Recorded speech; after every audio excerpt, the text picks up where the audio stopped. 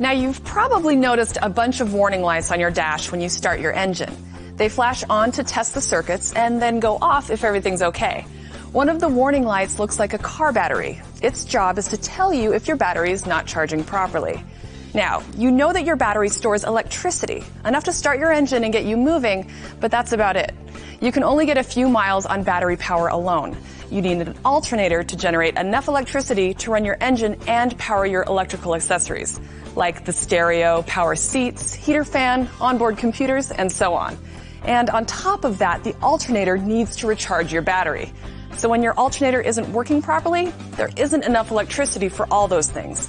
When your alternator fails, you aren't going very far.